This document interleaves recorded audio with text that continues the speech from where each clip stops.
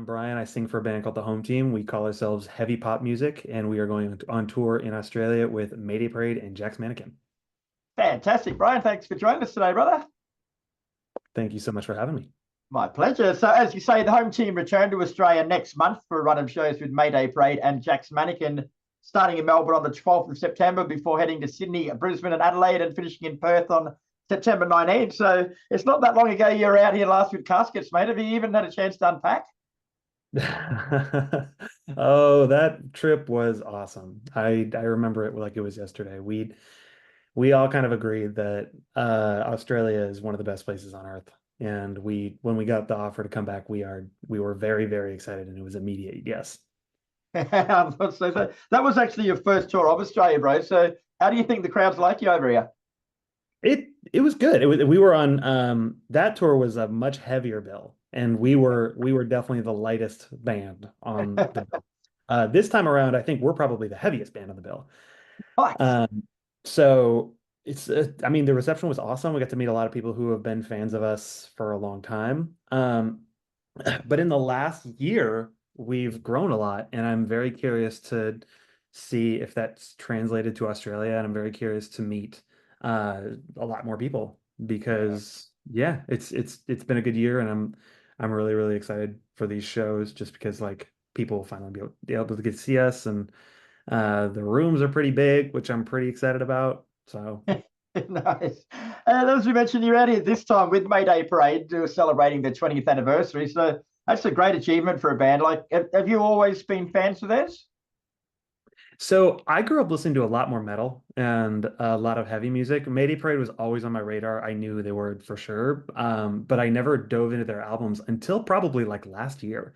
Okay. And I can definitely see why they are as influential as they are. And I also have a close friend who's like a huge Mayday fan. So him and I, when I told him I was going on this tour, he gave me the whole.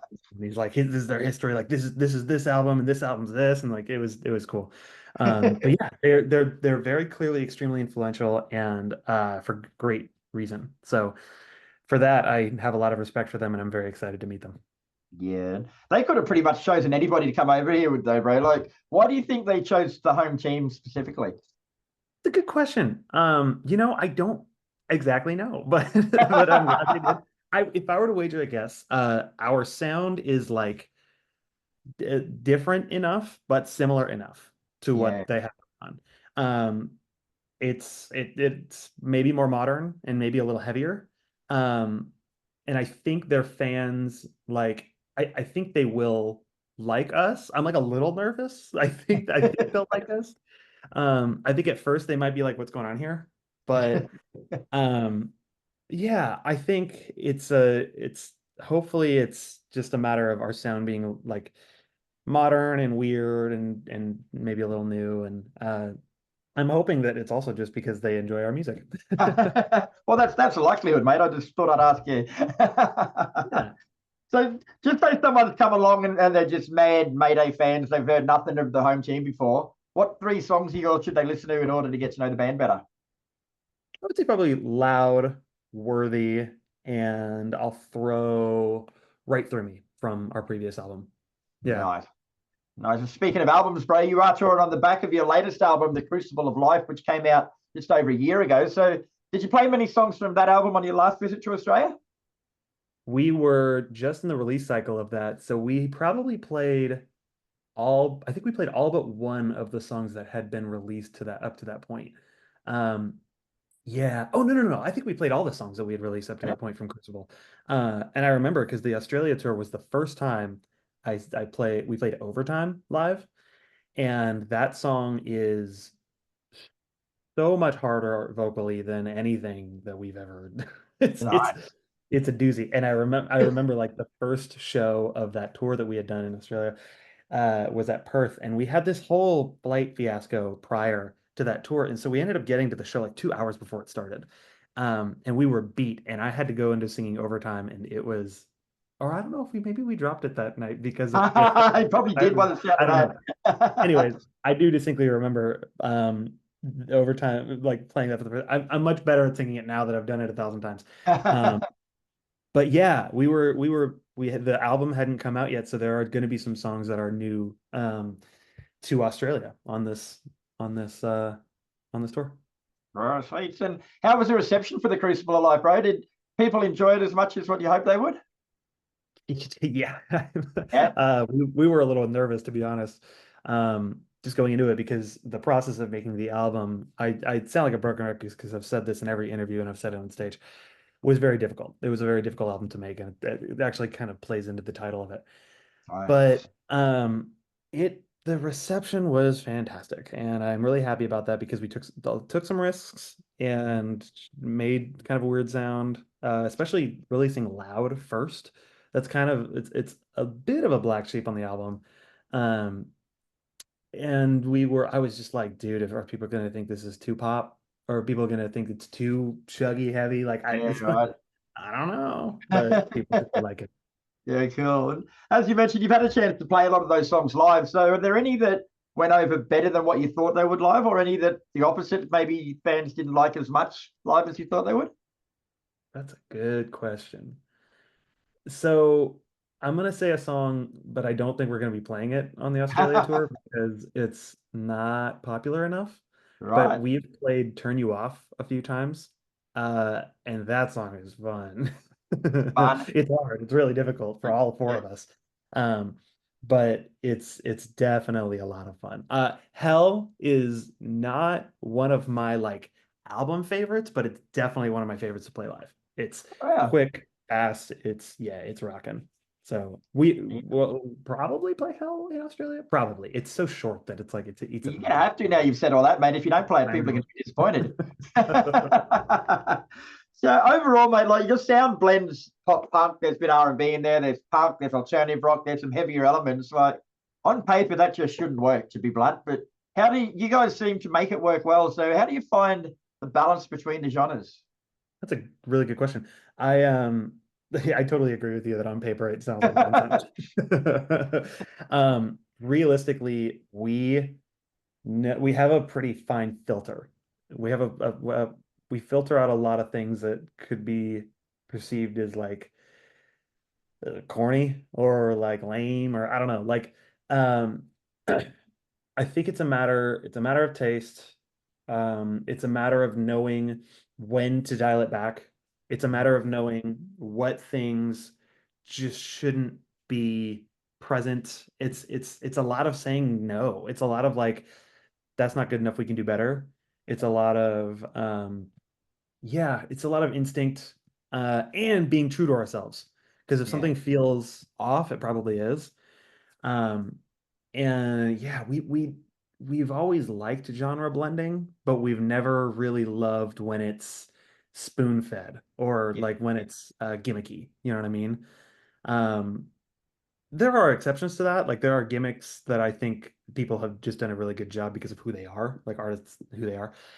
In our case, we would much rather create one cohesive work that draws a little bit from all these different uh, pawns and influences, as opposed to trying to make music that sounds like it's supposed to be drawing from all those things, right? The home team is the home team because it drew from those things and created the home team, not because it set out to create a mash of those things. You know what I mean? yeah.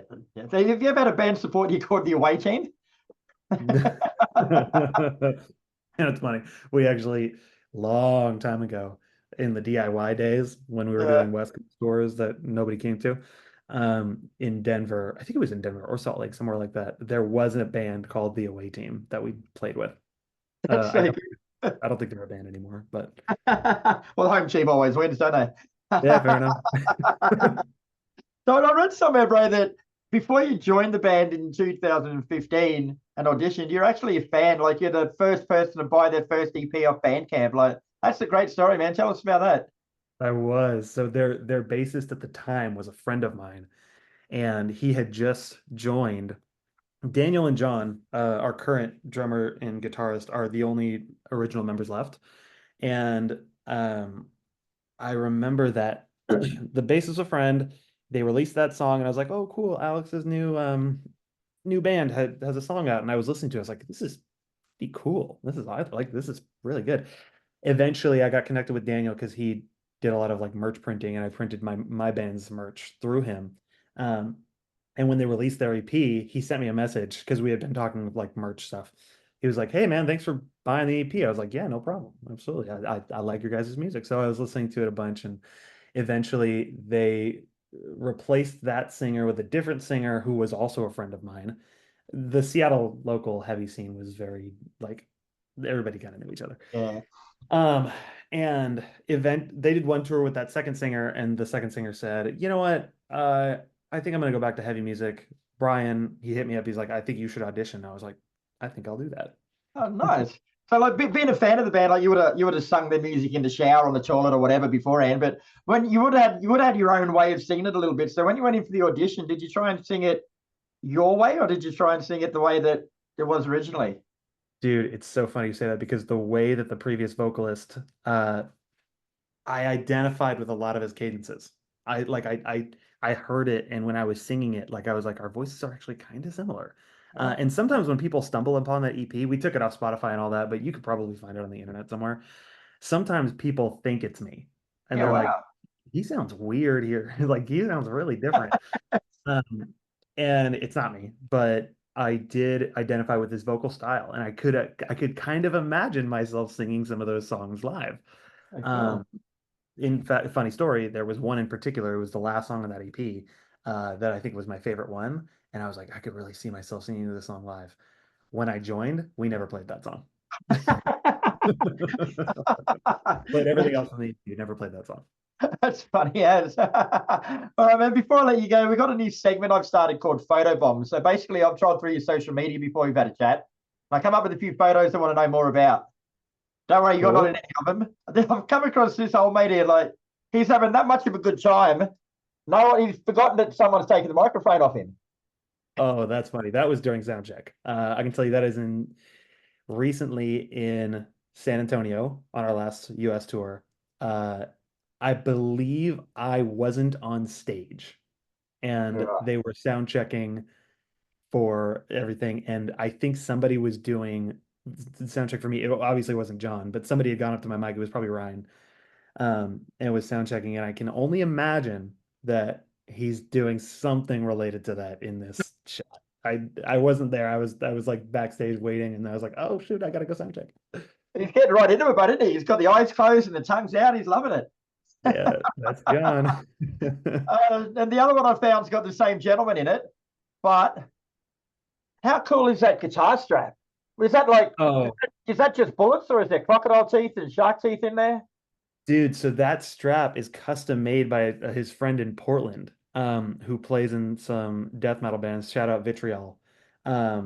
His name's Kyle, and he makes those straps custom made, and they're not cheap, because they're very well made. He's had that one for a long time.